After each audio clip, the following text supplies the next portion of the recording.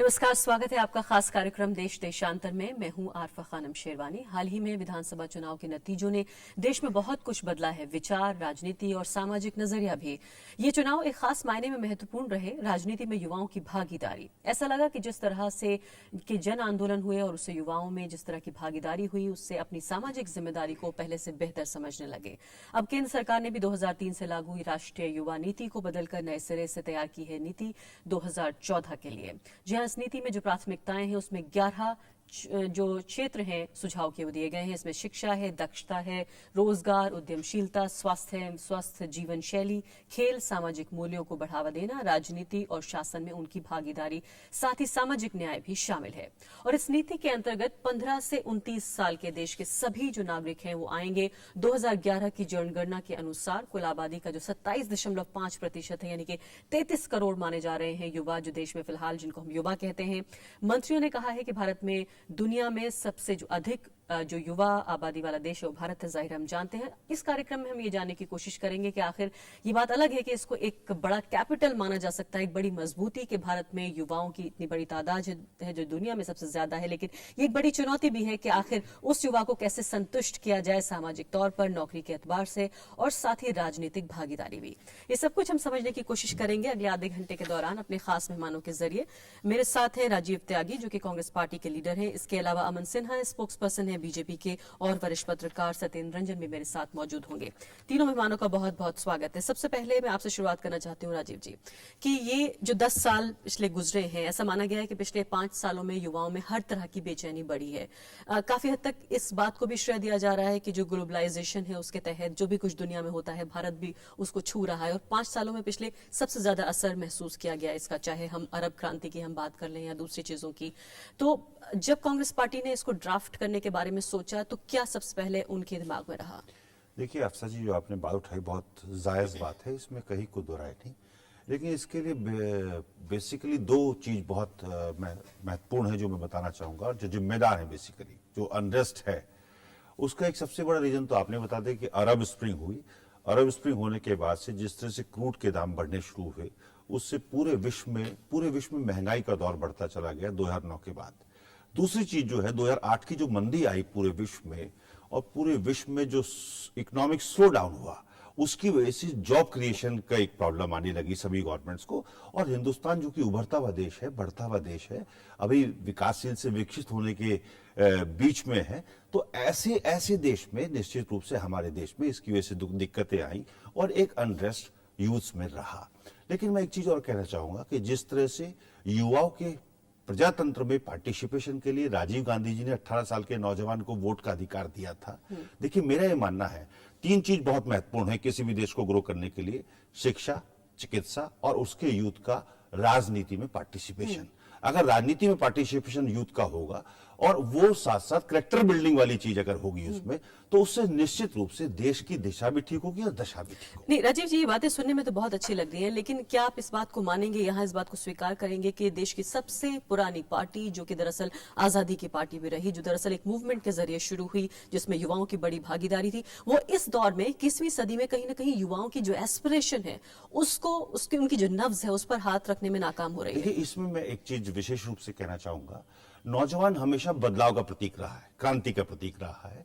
उसको वो जो पुरातन परंपराएं हैं उनसे हट करके, लीक से हटके कार्य करता है, और उसमें विशेष रूप से जो करप्शन वाला मुद्दा है उसको छूता है। इसमें कहीं कोई दुराई नहीं है। करप्शन पे हम लोग बाग जिस तरह से एक्ट किए वो जरूरी था, लेकिन उससे और बेहतर तरीके से एक्ट हम कर सकते थे। बहुत सारे नियम कायदे जो कि पार्लियामेंट में कई बार ऐसा होता है कि पार्लियामेंट नहीं चल पाती है, लोकपाल बिल आया, लेकिन इसके साथ साथ बहुत सारे और बिल भी पेंडिंग है जो कि करप्शन को रोकने के लिए प्रभावी होंगे भविष्य में। लेकिन साथ साथ मैं एक चीज कहना चाहूंगा, कांग्रेस पार्टी ने अपनी जिम्मेदारी समझते हुए, देखिए संचार क्रांति, ऑटोमोबाइल रेवोल्यूशन, ये जितनी भी आईटी रेवोल्यूशन है, ये जितनी भी और चीजें हैं बेसिकली जो मिडिल क्लास ग्रो करा है पिछले 15 साल में, अगर बीजेपी का राज भी जोड़ लिया जाए उसमें, क्योंकि बहस बेमानी होगी। देखिए भारतीय जनता पार्टी के लोग बाग भी राष्ट्रप्रेमी और हम भी राष्ट्रप्रेमी, ऐसा नहीं है कि वो राष्ट्रप्रेमी नहीं है। तो मेरा कहना यह है कि 15 साल में अलग अलग तरह का राष्ट्रप्रेम है, मैं देखिए उनके अपने नीति है अलग चलने की, हमारी अलग नीति चलनी है, हमारे सिद्धांत अलग है, उनके सिद्धांत अलग है, लेकिन सबका गोल एक ही है कि भारत बढ़े, आगे भारतवर्ष जो है हमारा देश आगे बढ़े।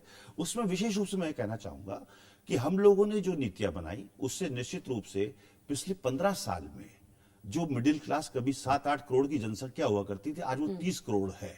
और निश्चित रूप से जो मिडिल क्लास ग्रो करा है, उसमें छठे वेतन आयोग का जिस तरह से हमने नहीं, उसका जरूर काम रहा है। और ये भी कहा जाता है कि जाहिर है सरकारी कर्मचारी अधिकारियों के लिए मिडिल क्लास बढ़ता है तो हाँ जी, सरकारी कर्मचारी अधिकारियों के लिए जो छठा वेतन आयोग हमने शुरू किया, कांग्रेस पार्टी ने अपनी जिम्मेदारी समझते हुए किया और 7वें वेतन आयोग की सिफारिश कर दी है ऑलरेडी। उसकी वजह से उस हिसाब से सरकार की आमदनी नहीं बढ़ी है जितना आपने बोझ जो है एक्सचेकर पे बढ़ाया है। आमदनी बढ़ाना फाइनेंस मिनिस्टर का प्राइम मिनिस्टर का काम है, वो करेंगे, इस पे काम करेंगे। लेकिन उसकी वजह से प्राइवेट सेक्टर में भी सैलरीज ग्रो करी सभी की, उसकी वजह से मिडिल क्लास बढ़ा। चलिए अमन सिन्हा से उनकी राय जानते हैं। अमन सिन्हा जी, ये बताइए कि मिडिल क्लास जिसको हम कहते हैं, कहा यह भी जाता है कई बार कांग्रेस पार्टी के लेफ्ट लीडर्स भी ये कहते हुए पाए गए हैं कि दरअसल ये वो मिडिल क्लास है जो अक्सर जब उसके हिस्से में थोड़ी कटौती होती है तो वो क्रैंकी हो जाता है, अंग्रेजी का हम ये शब्द इस्तेमाल करें, उसे उलझन होने लगती है। और शायद ये जो पूरा रिवोल्यूशन, पूरा आंदोलन देखा गया, वो इस बात का आंदोलन था कि नौकरियां कम हो रही थी, आर्थिक रूप से जो युवा ज्यादा एक उम्मीदों का देश मान रहा था, उम्मीदों की जमीन मान रहा था, वो धीरे धीरे कम हुआ। और सीधे तौर पर ये जो असर था वो इंटरनेशनली, अंतर्राष्ट्रीय स्तर पर जो एक स्लो डाउन था, एक आर्थिक मंदी थी, उसका असर था और बेचारी यूपीए सरकार उसके हत्थे चढ़ गई। अरफा जी, पहले तो मैं ये कहना चाहूंगा कि 10 साल बाद, 11 साल बाद यूपीए सरकार को फाइनली अपने 10 साल के टर्म के एंड पे युवाओं की याद आई है, उनकी सुध-बुध लेने की कोशिश की है, ये एक अच्छी बात है। पर ये यूपीए गवर्नमेंट का युवाओं के प्रति जो उनकी उदासीनता या जो रुख रही है, उसको भी ये दर्शाता है, उसको ये रिफ्लेक्ट करता है। और उसी की वजह से जो इतना एंगर, रिजेंटमेंट आप देख रही हैं, जो कि खुद ये नेशनल यूथ पॉलिसी भी एडमिट करती है, ये उसी का कारण है। देखिए, देश में जिस तरह से करप्शन फैला, जिस तरीके से इन्फ्लेशन बढ़ा, इन्फ्लेशन जो है वो ग्लोबल फिनोमेना नहीं है। जितना इन्फ्लेशन भारत में है उतना विश्व भर में नहीं है, आप किसी भी रिलेटिव स्केल पे देखें तो।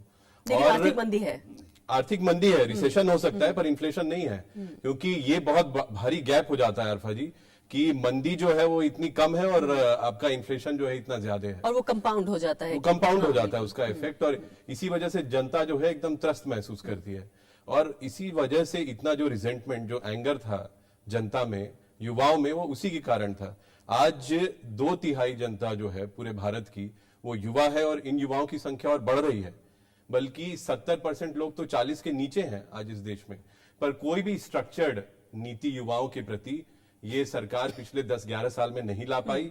बल्कि ये जो 2003 में जो नीति आई, इसको भी 5 साल में इनको रिव्यू करना था, एक नई नीति लाना था, पर ये लोग उसको करने में विफल रहे। नहीं तो बीजेपी की क्या नीति है? अगर युवाओं का हम जिक्र करें, आप भी एक बड़े पॉलिटिकल कंटेंडर हैं 2014 के लिए, सबसे बड़े पार्टियों में से एक है, आपकी क्या नीति है? क्या ऐसे कोई 5 पॉइंट आप बताएंगे जो कि कांग्रेस पार्टी से अलग है? बिल्कुल मैं बताऊंगा। हम लोग we believe in full employment, endeavour to make full employment. बेरोजगार को खत्म करना चाहते हैं हम लोग। स्किल डेवलपमेंट, वोकेशनल डेवलपमेंट, मैं इन सबको गिनवा सकता हूं, पर मैं एक पॉइंट अपना बस ये कंप्लीट कर लूं कि 5 साल बाद इनको इस नीति को लाना था, ये लाने में विफल रहे। और अब 11 साल बाद जो नीति आई है आरफा जी, वो भी बस एक ऐसे है यूथ इश्यूज पे, क्योंकि उसमें कोई भी प्रोग्राम या कोई भी स्पेसिफिक स्कीम नहीं है जो कि बताता है कि आप कैसे इस समस्या का निदान करें। लेकिन तो खाली ऐसे लिखना और आर्टिकल लिखने से युवाओं की समस्याओं का तो निदान नहीं होगा। पिछले 2 सालों में जो देखी गई है, खासकर जन आंदोलन जो 2-3 हुए हैं उनके बाद से, कि युवाओं में सिर्फ सामाजिक या आर्थिक तौर पर हिस्सेदारी नहीं, बल्कि वो राजनीतिक हिस्सेदारी भी चाहते हैं। तो क्या पार्टी विद द डिफरेंस जो है वो इस बात को ध्यान में रख रही है 2014 के लिए, जब आप उम्मीदवार बना रहे हैं अपने, या जो आपकी रणनीति है चुनावी, क्या इसमें ये बात शामिल है? नहीं, आपने बिल्कुल ठीक कहा। और ये जनमानस है आज हिंदुस्तान में, युवा जो है अपेक्षा करता है, उसकी अपेक्षा है, आकांक्षा है राजनीतिक दलों से कि युवा ज्यादा से ज्यादा है राजनीति में, और भाजपा उसको लेके आ रही है। पर भाजपा खाली ऐसे युवाओं को नहीं लेके आती कि किसी के पिता के नाम पे युवा हो गया और आ गया। वो उस तरह का युवा नहीं, युवा जो अपने मेहनत से, अपने कॉम्पिटेंस पे जो डिजर्विंग हो उस चीज के लिए, ऐसे युवाओं की आवश्यकता है। और भाजपा ऐसे युवाओं को ढूंढ ढूंढ के ला रही है, और आपको ये 2014 में देखने को मिलेगा। अगर उम्र से मुकाबला करें तो 20-22 साल दोनों आपके जो प्राइम मिनिस्टरियल कैंडिडेट हैं, आपके इनफॉर्मल, आपके फॉर्मल, उनमें इतना कम से कम फर्क है उम्र का अगर देखा जाए? नहीं, देखिए प्राइम मिनिस्टरियल कैंडिडेट जो है, देखिए अनुभव भी होना चाहिए। अनुभव और युवा शक्ति दोनों का मिश्रण होना चाहिए। अनुभव भी जरूरी है और युवा शक्ति भी जरूरी है। पर अगर प्राइम मिनिस्टरियल कैंडिडेट अगर 50s के 60s के हैं तो कई युवा हैं जो कि और राजनीति में जिनमें 60 जो है वो नई उम्र मानी जाती है। मैं वापस आती हूँ राजीव जी आपकी तरफ, लेकिन सत्यन रंजन को मैं शामिल करना चाहती हूँ बहस में। सत्यन जी ये बताइए, क्या वाकई ये सिर्फ बेचैनी इस बात की है कि मेरे पास अच्छी नौकरी नहीं है? क्या इस बात की है कि सोसाइटी में मुझे एक बड़ा ओहदा चाहिए? या फिर ये बेचैनी आप सही मायनों में जेन्युइनली ये देख रहे हैं कि राजनीति में, सत्ता में मुझे पॉलिसी मेकिंग में दाखिल होना है, युवा ये चाह रहा है? देखिए, पहले मैं बात आपने एक जो अभी पहले एक तथ्य रखा कि ये जो नीति बनी है ये 15 से 29 वर्ष के लोगों के लिए बनी है जिनकी आबादी 33 करोड़ से, इतनी ही आबादी थी जब ये देश आज़ाद हुआ था 1947 में। मतलब जितनी उस समय देश की आबादी थी उतनी आबादी है 33 करोड़ के लोग हैं। लेकिन ये जो 33 करोड़ के लोग हैं वो एक ही वर्ग से नहीं आते हैं, इनका क्लास अंतर है, इनकी आर्थिक स्थितियों में फ़र्क है, इनकी सामाजिक स्थितियों में फ़र्क है, और नेचुरली उसकी लॉजिकली उनकी आकांक्षाओं में फ़र्क है। पहली बात तो ये जो नीति बनाई गई है तो ये एक अलग अलग एज ग्रुप के लिए नीति होनी चाहिए, इस सवाल पर बहस की आवश्यकता है। अब जैसे आपने कहा कि शिक्षा का सवाल है कि अभी कहा गया कि प्रायोरिटी एरिया है शिक्षा। अभी एक 2-3 दिन पहले एक रिपोर्ट आई थी जिसमें ये हम लोगों ने देखा कि देश में सिर्फ 10% जो यूनिवर्सिटी गोइंग जो एज है उसके सिर्फ 10% लोग ऊंची शिक्षा में जा पाते हैं। दलितों में वो जो परसेंट है जो 1.8 है, आदिवासियों में और भी कम है, और मुसलमानों में भी लगभग वही है। तो अब आप सभी ग्रुप के युवाओं को एक जगह एक साथ उनकी नीति बनाने की जब आप बात करते हैं तो इसमें कुछ समस्या खड़ी होती है, क्योंकि सारे युवा केवल एक उम्र होने से एक जैसे नहीं है, वो कोई होमोजेनस एक जैसी उनकी स्थिति नहीं है। तो पहले तो इस बात को ध्यान में रखना चाहिए। इसलिए जो आपने सवाल पूछा कि क्या ये जो बेचैनी है, तो जो बेचैनी है, बेचैनी का भी जो प्रकार है वो अलग अलग है। ये ठीक है कि अभी पिछले दिनों एक दुनिया भर में जो मिडिल क्लास है उसमें एक नया ट्रेंड ये देखने को मिला है, जो कि भारत में भी हम लोगों ने अन्ना मूवमेंट में देखा, और अभी हम लोगों ने ये जैसा कि देखा कि आम आदमी पार्टी का जो फिनोमेना है, जब तक वो दिल्ली का चुनाव था उसके बाद जो स्थितियां हैं वो तो अलग हैं, कि उसमें युवाओं की भागीदारी हम लोगों ने देखी कि इस बार बहुत वो मतदान में आए। लेकिन क्या देश भर के सभी युवा एक जैसे सोचते हैं, उनकी एक जैसी आवश्यकताएं हैं, वो एक ही ढंग की चीजों से उनको एड्रेस किया जा सकता है? ये एक बड़ा प्रश्न है। दूसरा प्रश्न है, जब आज ये नीति बनाई आप ये गई, कह रहे हैं कि ये जो काफी हद तक हम देख रहे हैं शहरी मिडिल क्लास और प्रिविलेज जो क्लास है, ये उसका थोड़ा शोर है जो शायद ज्यादा ऊंचा सुनाई दे रहा है। जी, मैं यही कहना चाह रहा हूँ। दूसरी चीज जो मैं कहना एक बात और जो मैं इस बहस में लाना चाहता हूँ कि एक नीति जो 2003 से थी, आखिर क्या इसका कोई आकलन उपलब्ध है कि उस नीति से क्या हासिल हुआ, उससे कितना फायदा हुआ, उससे युवाओं की समस्याओं को एड्रेस करने में कितनी मदद इस नीति मिली? में आलोचना की गई है कि शायद पिछले 5 सालों में उस नीति से बहुत कुछ हासिल नहीं हुआ है, और इसलिए बदलने इसलिए बदलने की जरूरत पड़ी उसे। नीति को इम्प्लीमेंट करने में यूपीए सरकार विफल रही। ये उन्होंने खुद नेशनल यूथ पॉलिसी जो अभी कल लाए हैं उसमें इस बात को एडमिट किया है। जी राजीव अफसर जी, मैं एक बात कहूँ, राज्यसभा टीवी पे बहस बहुत सार्थक होती है, और अमन जी से मुझे उम्मीद थी कि बहस सार्थक होगी और सकारात्मक होगी। हालांकि यहाँ क्रिटिसिज्म बहुत ज्यादा नहीं होना चाहिए किसी का भी। जो मैंने आपसे कहा था, छठा वेतन आयोग हर 10 साल में तीसरे साल में छठा वेतन आयोग की सिफारिशें, वेतन आयोग की गठन किया जाता है। भारतीय जनता पार्टी को 2003 में करना था, वो उन्होंने नहीं किया, हमने 2005 में किया उसको, और हमने अपनी जिम्मेदारी समझते हुए लेकिन यह मामला सिर्फ यहाँ तनख्वाहों का मामला नहीं है, युवाओं की समस्या। मैं पता क्यों मैं इसलिए कह रहा हूँ, वेतन बहुत बड़ा इशू है अमन जी, मैं आपको उसका आपके ज्ञान के लिए बता देता हूँ। बहुत बड़ा इशू है, इसलिए इशू है, नहीं इसलिए अपनी बात पूरी करने आप बोलिएगा जब मेरी आपकी बारी आएगी। अभी हमने 2013 में 7वें वेतन आयोग को गठन किया। कांग्रेस पार्टी का अगर आप पूरा इतिहास देखें तो पिछले 10 साल का जो इतिहास है उसमें जिस तरह से सोशल सेक्टर्स पे हम लोगों ने बजट एलोकेट किया है, विशेष रूप से शिक्षा और चिकित्सा पर, शिक्षा और चिकित्सा ठीक होगी देश की तो निश्चित रूप से देश आगे बढ़ेगा। फॉर एग्जांपल 2004-05 में प्रति व्यक्ति 888 रुपए शिक्षा पर खर्च होते थे, और आज 12-13 में अगर आप देखें तो 2985 रुपए प्रति व्यक्ति खर्च होते हैं। दूसरी तरफ अगर हेल्थ के आप इंडिकेटर्स देखेंगे तो हेल्थ पे आज पूरे जीडीपी का जितनी हमारे देश के बजट है उसका 1.97% हम लोग शिक्षा स्वास्थ्य के क्षेत्र पर खर्च कर रहे हैं। तो ये दो चीज इंपॉर्टेंट हुई। जिस तरह से कांग्रेस पार्टी ने कंप्यूटर से लेकर के संचार क्रांति से लेकर के ऑटोमोबाइल रेवोल्यूशन से लेकर के देश की जो 70% जनता है वो अपनी जेब से स्वास्थ्य इसमें चीज और कहना चाहूंगा मैं जी। विशेष रूप से देखिए, युवा जो है हिंदुस्तान में, जो युवा है जितनी मेरी समझ उसके हिसाब से 3 तरह का युवा है। पहला युवा वो है जिसमें साधनों की इफरात है, बहुत सारे संसाधन है उसके पास, उसको पता नहीं कितने संसाधन है, वो हालांकि दशमलव में है। एक ऐसा युवा है जो मिडिल क्लास का युवा है जो कि गांव शहर में जो मिडिल क्लास है उसमें रह रहा है, उसके पास संसाधन है, कुछ पे कम कुछ पे थोड़े, लेकिन एक युवा ऐसा है जिसपे संसाधन बिल्कुल नहीं है। अगर उसको लेकर के पॉलिसी बनाई जाती है और उसको लेकर के पॉलिसी बनाई गई है, जिस तरह से वो करीब करीब 70 to 80% यूथ है, उसको लेकर के जो स्किल डेवलपमेंट की पॉलिसी बनाई गई है, उससे निश्चित रूप से गांव बदलेंगे, और जब गांव बदलेगा तो पूरा देश बदलेगा। सत्यरंजन ने कई महत्वपूर्ण सवाल उठाए जिनको ब्रेक के बाद में जानने की कोशिश करूंगी, जिसका जिक्र आपने भी किया है, लेकिन उन्होंने अलग अलग वर्गों में भी बांटने की बात की है। और दूसरी महत्वपूर्ण बात यह है कि पिछले 10-11 साल से जो नीति चल रही थी उसके क्या फायदे हुए और ऐसे क्या नुकसान हुए या ऐसा क्या बदलाव लाने की जरूरत पड़ी, जिसको इसमें हम इस नीति में देखेंगे 2014 की ब्रेक के बाद।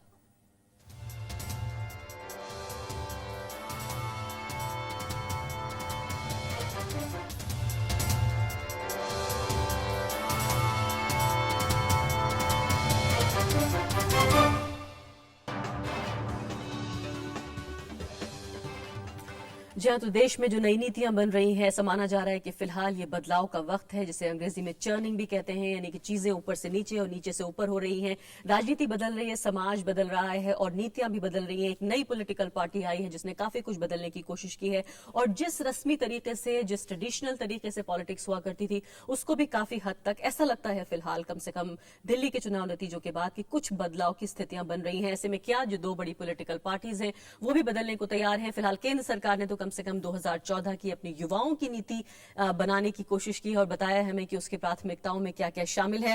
अमन सिन्हा जी, ये बताइए कि फिलहाल जो यूथ, अभी भी इन्होंने कहा राजीव त्यागी ने कि यूथ जो है बदलाव का प्रतीक है, हम जानते हैं ये बात, दुनिया भर में ऐसा हुआ है हमेशा कि युवाओं ने ही बदलाव लाया है। क्या युवा जो बदलाव आपकी तरफ देख रहा था कांग्रेस पार्टी से शिफ्ट होकर, कहीं ना कहीं वो जो थंडर है वो चुरा लिया है आम आदमी पार्टी ने, क्या इस बात को आप स्वीकार करेंगे? नहीं, अगर आप चुनाव के परिणाम देखें आरफा जी, तो ऐसा बिल्कुल नहीं है। अगर हम लोग ऑब्जेक्टिवली देखें, दिल्ली में भी सबसे ज्यादा वोट और सबसे ज्यादा सीटें किसी को मिली तो भारतीय जनता पार्टी को मिली। लेकिन 15 साल के बदलाव के बाद तो उम्मीद कर जा रही थी कि आप स्वीप कर जाएंगे। नहीं, बिल्कुल आपकी उम्मीद बिल्कुल हो सकती है। एंटी इनकम्बेंसी वोट था, वो स्प्लिट हुआ, उसको मैं मान रहा हूं, पर फिर भी अगर सबसे ज्यादा वोट और सबसे ज्यादा सीटें किसी पार्टी को मिली तो भाजपा को मिली। पर आप बाकी प्रदेशों में देखिए क्या हुआ। राजस्थान में हम लोग 3/4 बहुमत से आए हैं और वहां पे भी वोटर टर्नआउट बहुत बड़ा है, युवाओं का पार्टिसिपेशन बड़ा है। मध्य प्रदेश में हमारी तीसरी टर्म की सरकार, हम लोग 2/3 बहुमत से रिपीट हुए और हमारी 23 सीटें ज्यादा आई हैं। छत्तीसगढ़ में एक नक्सली हमला हुआ जिससे कांग्रेस के प्रति सिंपैथी थी, उसके बाद भी हम लोग तीसरी टर्म सरकार में ज्यादा सीटों से हम लोग वापस आए। लेकिन अमन जी, माना यह जा रहा था कि जो बैरोमीटर था वो दरअसल दिल्ली को माना जा रहा था कि नरेंद्र मोदी साहब, जो कि खुद भी युवा नेता माने जाते हैं, हालांकि वो 60 साल के हो चुके हैं उसके बावजूद भी, लेकिन जो बदलाव, जो जिस युवा को आपके साथ जाना था, जो युवा दरअसल वोट डालने भी कम जाता था, वो युवा काडर बन गया एक पार्टी का। आपको नहीं लगता कहीं ना कहीं इस स्थिति को समझने में, उस गणित को समझने में देर हुई आपसे? आरफा जी देखिए, युवाओं ने आम आदमी पार्टी को भी वोट दिया है, पर उससे ज्यादा युवाओं ने दिल्ली में भी भारतीय जनता पार्टी को वोट दिया है और बाकी तीनों प्रदेशों में तो दिया ही है। और इसमें कोई शक नहीं है कि युवा जो है वो समझता है कि अगर इस देश में आज कोई मजबूत सशक्त नेतृत्व दे सकता है तो भारतीय जनता पार्टी दे सकती है। और मैं ध्यान दिलाना चाहूंगा, हमारे कांग्रेस के मित्र पर्सनल आरोप लगा रहे थे, पर मैं इनके ऊपर कोई आरोप नहीं लगाना चाहूंगा, मैं मुद्दों पर ही केंद्रित रखूंगा अपना ध्यान। जो बेरोजगारी है वो यूपीए सरकार में गिरी है। बेरोजगारी जो है उसकी मतलब जो दर है वो और बढ़ते जा रही है और अनएम्प्लॉयमेंट बढ़ता जा रहा है। और जो एनडीए की सरकार थी उसमें 7 करोड़ लोगों को, युवाओं को हम लोगों ने नौकरी दी थी, रोजगार दिया था, हमारा जो 6 साल का अंतराल था।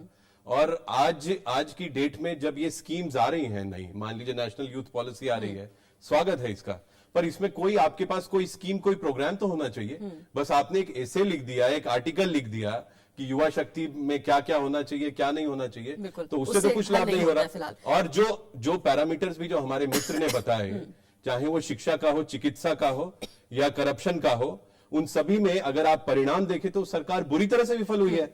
और इसके लिए किसी सर्टिफिकेट की जरूरत नहीं है, तभी जनता में जनमानस जो है वो इलेक्शन रिजल्ट्स में क्लियरली रिफ्लेक्ट कर रहा है। और जो प्राइस राइज की भी बात कर रहे हैं, मैं 1-2 तथ्य बस बता देना चाहूंगा। हमारे मित्र कह रहे हैं कि वो क्रूड का रेट इतना बढ़ गया, आज भी अगर रुपी लीटर टर्म्स में देखें तो जो 1 लीटर का पेट्रोल है उसका इंटरनेशनल प्राइस 35 रुपए है और सरकार 70 के ऊपर बेच रही है। तो इसलिए ये तो मुनाफाखोरी है। ये सब समझने जी की हाँ, बात है। राजीव त्यागी जी बताइए, देखिए, क्योंकि 10 साल से आप सत्ता में हैं तो जवाबदेही सही- अब आप जवाबदेही जो है वो आपकी ज्यादा बनती है। ये निश्चित रूप बताइए से कि जो- आपके जो प्राइम मिनिस्ट्रियल कैंडिडेट जो अनाधिकारिक हैं, माना जा रहा है कि शायद उन्हें ही अनाउंस करेंगे आप, वो शायद उम्र में सबसे छोटे हैं। अगर आसपास हम जितने नेताओं को देखें जो भी दावेदार फिलहाल दावेदारी अपनी रख रहे हैं उनमें छोटे हैं, उसके बावजूद भी जिस तरह से उन्होंने पूरा एक कैंपेन चलाया, युवाओं को भर्ती करने की बात की, उन्होंने कहा कि राजनीति को एक प्रोफेशन, एक पेशे की तरह देखा जा सकता है, वो बातें तो बहुत कुछ हुई लेकिन उसका असर जमीन पे नजर नहीं आया। बल्कि आपकी जो पॉलिसीज है पिछले 10 सालों में अगर देखा जाए तो वर्गों में तो बटी नजर आती है, लेकिन खास युवाओं के लिए ऐसी कोई बात नजर नहीं आती। और खासकर जो सत्येंद्र रंजन ने सवाल उठाया है कि युवा जो अलग अलग युवा है, जो आदिवासी है युवा, जो अल्पसंख्यक है युवा, जो दलित है युवा, जो गांव में रहने वाला युवा है, उसको बांट के नहीं देखा गया है। देखिए अफसर जी, जो कांग्रेस पार्टी ने किया है विगत, अगर राजीव गांधी जी का काल देखेंगे तो पंचायती राज व्यवस्था जब आई थी और 18 साल के नौजवान को वोट करने का अधिकार मिला था, तब राजनीतिक क्रांति या राजनीतिक सोच एक युवाओं में डेवलप हुई थी और उसकी वजह से आज बहुत सारे युवा, आज हमारी कांग्रेस नहीं पार्टी तो राजीव गांधी से अब राहुल गांधी के दौर में क्या राहुल हुआ है? गांधी के दौर में भी अगर आप देखेंगे तो कांग्रेस पार्टी में जितने युवा चेहरे हैं जो राजनीति में आज मंत्रालय से लेकर के और हमारी पार्टी में प्रतिनिधित्व कर रहे हैं युवाओं का, वो सबसे ज्यादा चेहरे कांग्रेस पार्टी के पास हैं।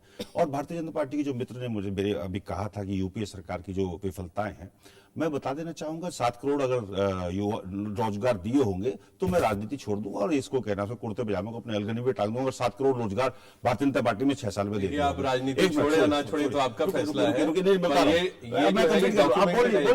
डॉक्यूमेंट्री आप राज्यसभा टीवी पे जब अगली बार लेके आइएगा, नहीं तो मैं भी नहीं, मुझे डॉक्यूमेंट्स जरूरत नहीं, आप मैं भी डॉक्यूमेंट्स लेके आऊंगा। आप चलिए अपनी बात कहिए। देखिए हाँ। भारतीय जनता पार्टी की विशेषता है कि वो झूठ बोल करके एक ही बार झूठ को 10 बार बोलती है, आप उसको अपनी बात सच करना कहिए, चाहती बीजेपी है। की बात छोड़ दीजिए, उनकी बात उस- उस उसे बात छोड़िए। छोड़िए। टीवी की इतनी तारीफ करें, आप अनपार्लियामेंट्री लैंग्वेज आपने यूज करना मत आपने सीखिए। शुरू किया है सब। देखिए मैं अनपार्लियामेंट्री दूसरा लैंग्वेज ये यूज है, कर दूसरा ये है, कांग्रेस पार्टी ने जिस तरह से ये स्किल डेवलपमेंट से लेकर के 11 मुद्दों पर ये नई पॉलिसी जो हम लोग बाग लेके आए हैं, उससे निश्चित रूप से 33 करोड़ नौजवानों का भला होगा।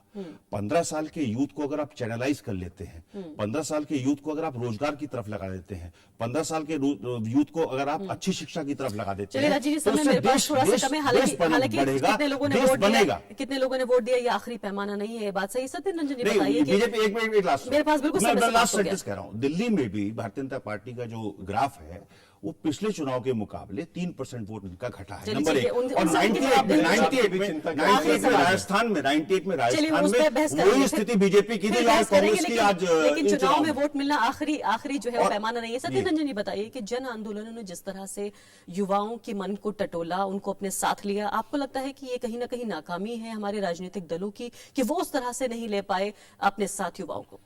नहीं, देखिए ऐसा है कि जन आंदोलनों का फिर वही बात आती है कि जो एक भ्रष्टाचार के खिलाफ एक सिंगल पॉइंट जो आंदोलन हुआ उसमें मध्य वर्ग के युवा बड़ी संख्या में आए।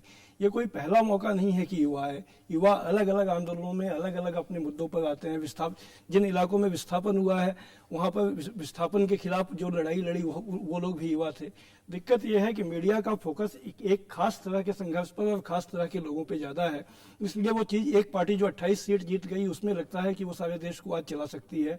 ये सारी चीज़ अब मीडिया की प्राथमिकता है और हम लोग जिस क्लास से आते हैं उसकी प्राथमिकता है, लेकिन ये सारा हिंदुस्तान नहीं है। मेरा कहने का पॉइंट ये है कि जो युवा है वो इस देश में डाइवर्स है, उसकी डाइवर्स आकांक्षाएं हैं। अब जैसे ये बात कही जा रही है, आप रोजगार जनरेट करें उनकी समस्या अपने आप हल होगी। अगर शिक्षा की व्यवस्था अच्छी हो तो उनकी समस्याएं अलग होंगी। उसके लिए एक अलग से यूथ पॉलिसी कितना रेलिवेंट है, मैं फिर इसको क्वेश्चन कर रहा हूँ, क्योंकि आप उनकी जो सारी समस्याएं हैं वो जीवन के दूसरे पक्षों से जुड़ी हुई है। आप हेल्थ केयर पे जोर दें, हेल्थ केयर की अच्छी व्यवस्था हो तो नेचुरली उसमें बूढ़ों को भी लाभ होगा और युवाओं को भी लाभ होगा। तो एक होलिस्टिक इन चीज़ों की तरफ नीति बनाने के बजाय एक एज ग्रुप के बीच में बांट कर देखने का जो एक बहुत ज्यादा जो पिछले कुछ महीनों में बढ़ गया है, खासकर अभी जो बल्कि दुनिया के स्तर पर हम देख रहे हैं कि युवाओं को एक बड़ा कैपिटल के तौर पर देखिए देखा दूसरे जा रहा है। देशों में जहाँ पर कि मध्य वर्ग वहाँ का मुख्य वर्ग है। आप यूरोप में देखें, अमेरिका में देखें तो हम मध्य वर्ग ही सबसे बड़ा वर्ग है। बिल्कुल। वहाँ की बात अलग है। हमारे यहाँ मध्य वर्ग आज भी अगर 30 करोड़ का भी फिगर मान लें तब भी वो 1/3 से ज्यादा नहीं होता है। जी हाँ, बहुत बहुत शुक्रिया आरफा सत्येंद्र जी, रंजन। बस एक short point, national youth policy का स्वागत है, पर जब ऐसी पॉलिसी आती है तो एक स्पेसिफिक प्रोग्राम, एक स्पेसिफिक स्कीम होनी चाहिए। मियरली एक ऐसे नहीं होना चाहिए, नहीं तो खाली एक पॉलिटिकल एडवर्टाइजमेंट हो जाता है, इससे कोई भला और नहीं कैसी होगा। पॉलिसी जो कि आप समझिए, एक चीज जमीन कहना पर चाहूंगा, नजर आए। जी आखिरी मैं बात। सिर्फ इतना कहना चाहूंगा, जिस तरह से 10 साल में सामाजिक विकास को लेकर के सोशल इंडिकेटर्स को ध्यान में रखते हुए यूपीए गवर्नमेंट ने विभिन्न क्षेत्रों में कार्य किया है, उससे गांव सुदृढ़ हुए। गांव सुदृढ़ होने का मतलब है निश्चित रूप से देश सुदृढ़ होगा। बिल्कुल, यानी कि उम्मीद हम ये कर सकते हैं कि फिलहाल सरकार जब अपनी पॉलिसीज बना रही है तो सिर्फ वो आवाज ना सुनी जाए जिसको सत्येंद्र रंजन ने कहा कि जो आवाज दरअसल ऊंची सुनाई देती है लेकिन छोटे ग्रुप की है, एक छोटे समूह की आवाज है, बल्कि उनकी आवाजें भी सुनाई देनी चाहिए जो ग्रुप अलग अलग जगहों पर बटे हुए हैं समूह, लेकिन वो भी भारत के लिए उतने ही महत्वपूर्ण है। इसी के साथ अभी के लिए इतना ही। सभी मेहमानों का शुक्रिया। नमस्कार।